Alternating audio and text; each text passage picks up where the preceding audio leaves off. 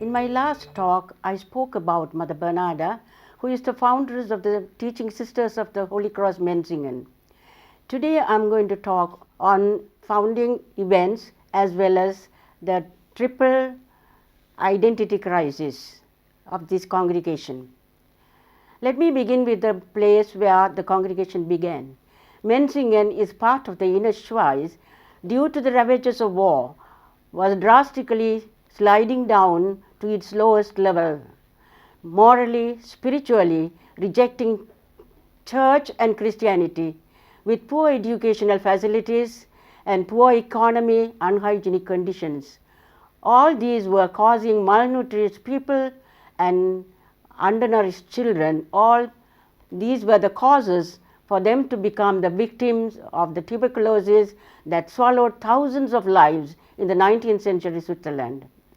This disastrous situation alarmed to the Catholic hierarchy, and especially Father Theodosius Florentini and Father Rollin and many other leading laymen like Mr. Hecklin, who was the chief magistrate of the Menzingen. They began to think deeply of sowing a seed for a congregation of the teaching sisters who would work to bring out life from this death situation. The three Swiss girls, Marianna Heimgartner, Anna Maria Kramer, and Walburga Meder, entered the boarding school in Baden at Maria Koroning Monastery for their secondary education.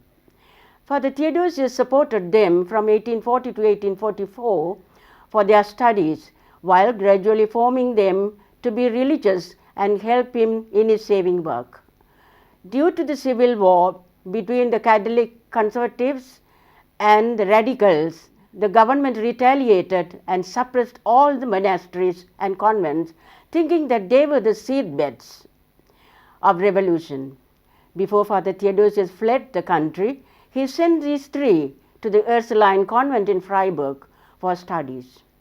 After 2 years of studies, they went to France to Ribeauvillé to the Sisters of the Providence for their formation. They went through a spiritual formation as well as a new vigorous educational project by Catholic Enlightenment, which created a great impact on them and led them to focus on reason that prepared them to move among the people and brought about new life and new energy, joy to all. Father Theodosius was not successful at all in getting them to his diocese. He suggested that they join the Ursuline in Lucerne.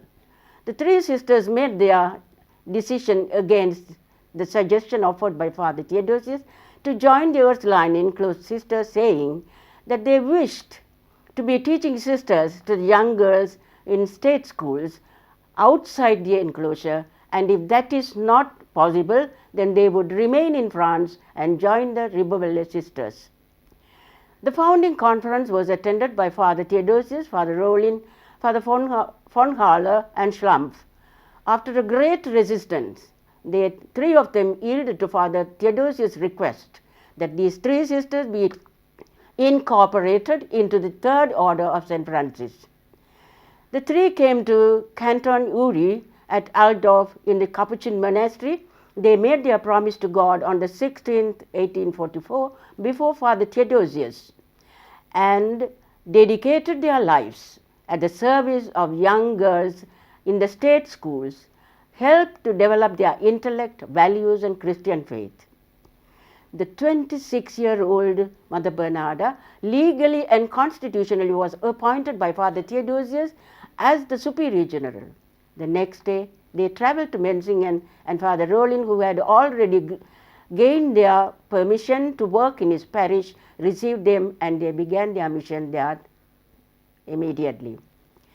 Their refusal and decisions to be teachers of young girls in the state schools indicates that the Menzingen identity has already come into being, and we glimpse their foundational commitment to education of young girls. This founding model brought the sisters among the people, unlike the cloistered nuns. Any history, for that matter, a person or a nation or society, is interwoven with narratives, texts, formal documents, and memory. These, which are found in the history of the Menzingen Institute, had influenced the nature of the founding generation's realization of the project designed at the founding center on the 8th August 1844. The gradual use of them had uncovered the Menzingen identity. Let me give an example of eclipse text, because the text can be either bombarded or critical or curtailed or in eclipse. As for the eclipse text found in the history of congregation, Father Rollin, who was of diocesan spiritual orientation, was appointed as a superior and advisor of the Menzingen Institute, who were expected to be Franciscan. But he had all the priestly training under the Jesuits, and without his awareness, he has been imparting the Ignatian spirituality to the sisters. So the sisters internalized not the Franciscan spirituality, but the Jesuit one. An example of contested narratives found within the first constitution. The founding father Theodosius wanted the sisters to stand in solidarity with the purpose of education of the female students in the state schools, and on the other hand, the constitution immediately says to remember that they have renounced the world.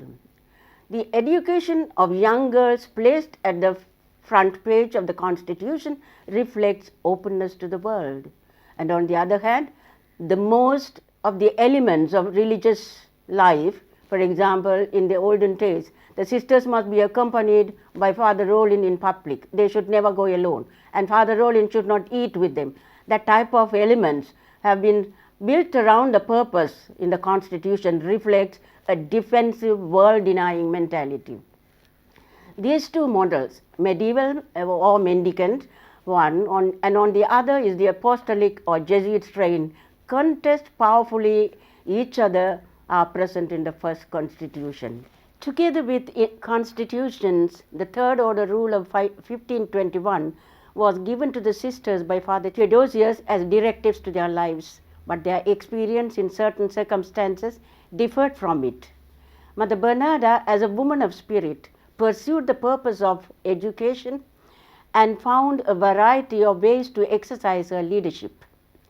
A key way in which she managed to push the boundaries of the constitutions was by focusing on education as the work of God.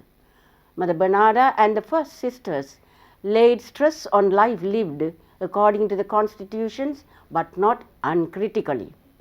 Since the numbers of sisters were increasing, the Auxiliary Aid Society was established to support them economically, financially, in carrying out the ministry of education. Mother Bernada and her companions had to face triple identity crisis that came from her benefactor, Father Theodosius, Father Berker, OSB, and from the government in relation to Jesuits.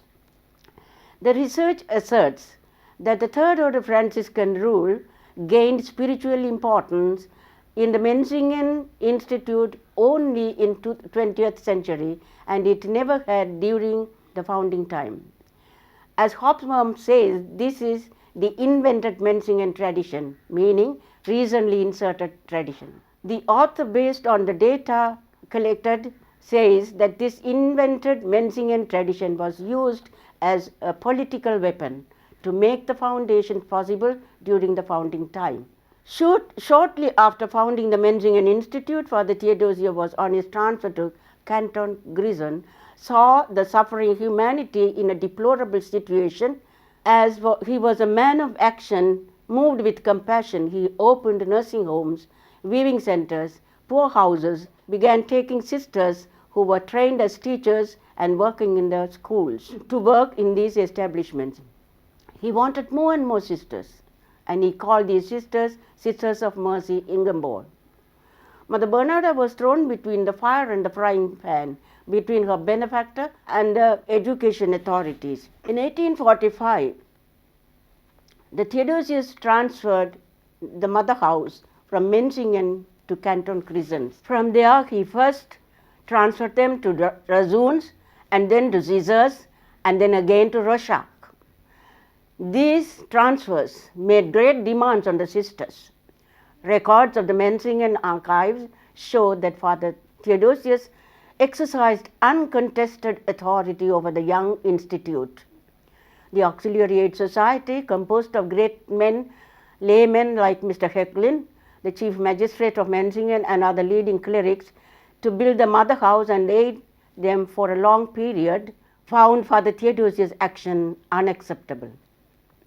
There was tension between Father Rowlin and Father Theodosius over the transfer of the mother house to another canton. And one of the founding fathers, Father von Halle, withdrew his support from the society. Due to heavy debt occurred by the repeated transfers of the boarding school by the founder, the sisters were hard-pressed, and Mother Bernada sent 2 sisters on begging tour. Meanwhile, Father Theodosius, pressurized by the financial strait, transferred the sisters back to Menzingen. Now Mother General Bernada took the rein in her hand.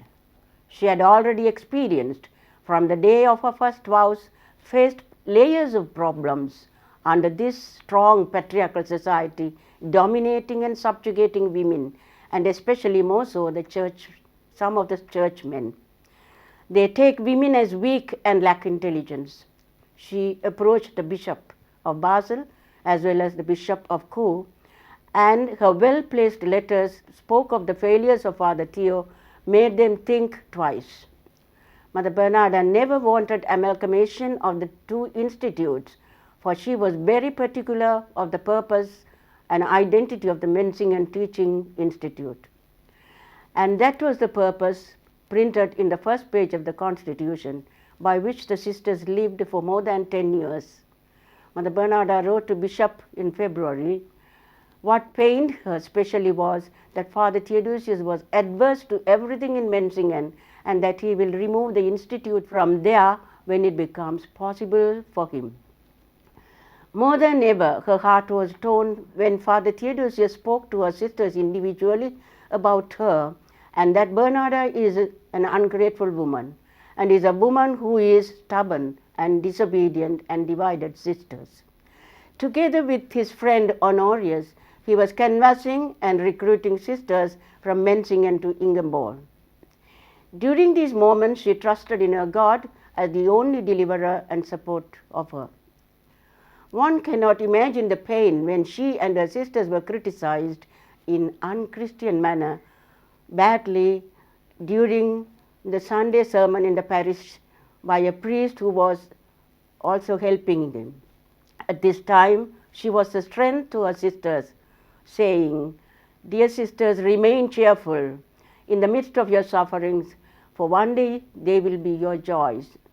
And God alone was her strength.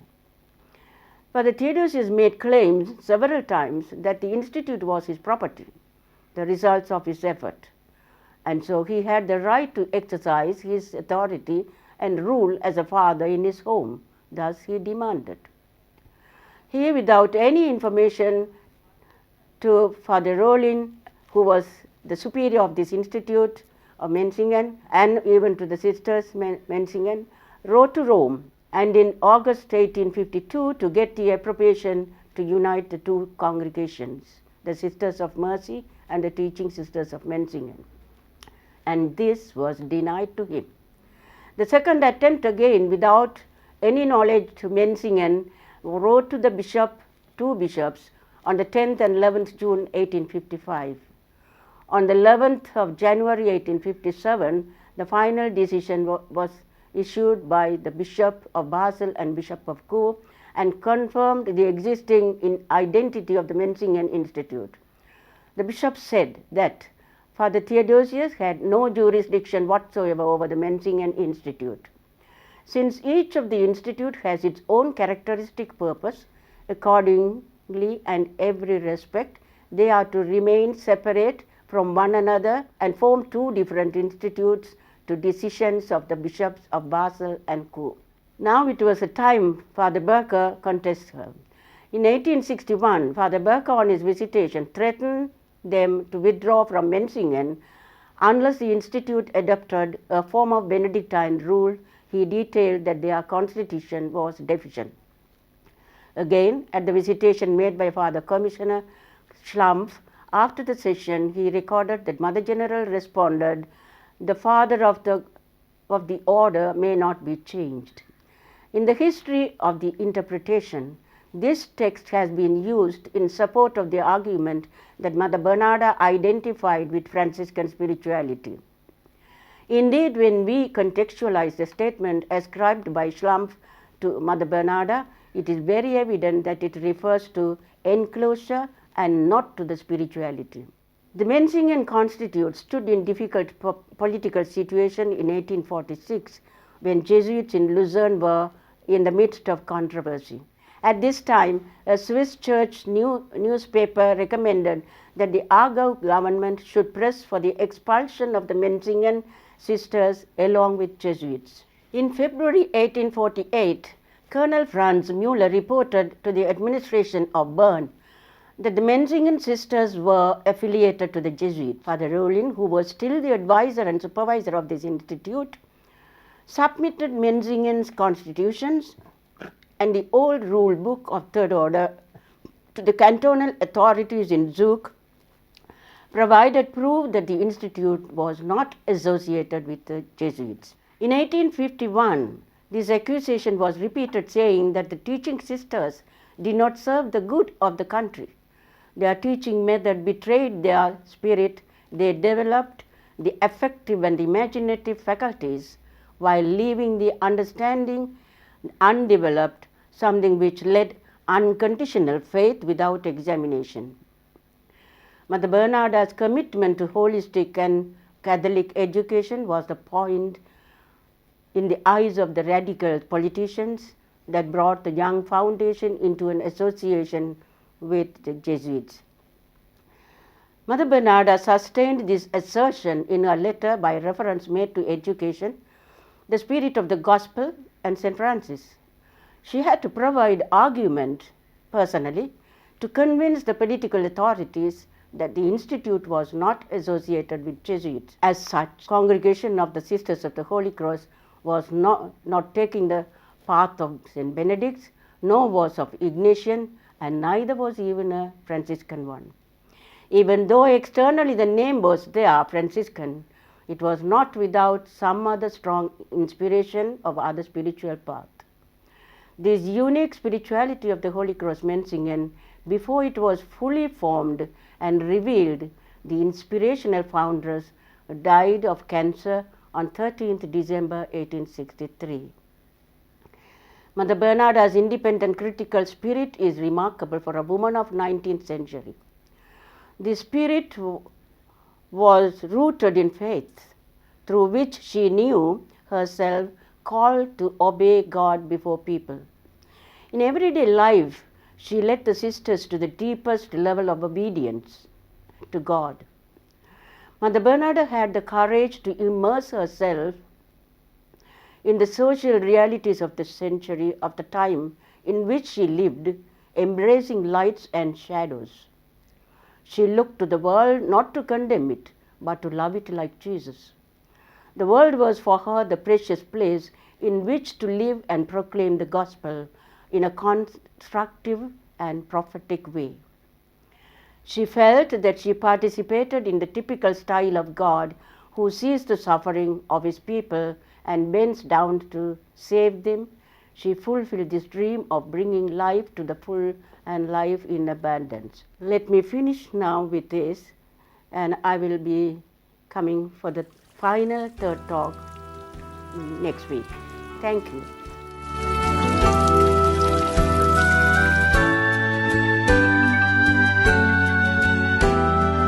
Lord, please make me thy servant. Teach me to do thy will. Lord, please make me thy servant. In my life, make Jesus real. Fill my heart with your mercy, so others Jesus can see. Lord, please make me thy servant. That's all that I want to be. There is something wonderful about serving our Lord. What we do for his kingdom will last forevermore. Lord, please make me thy servant. Teach me to do thy will. Lord, please make me thy servant. In my life, make Jesus real. Fill my heart with your mercy, so others Jesus can see. Lord, please make me thy servant. That's all that I want to be.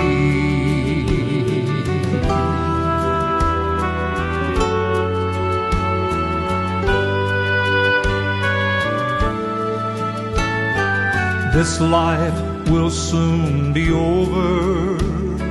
I'll stand at the judgment day. Well done, thou faithful servant. I want to hear him say, Lord, please make me thy servant. Teach me to do thy will. Lord, please make me thy servant. In my life, make Jesus real. Fill my heart with your mercy, so others Jesus can see. Lord, please make me thy servant. That's all that I want to be. Lord, please make me thy servant.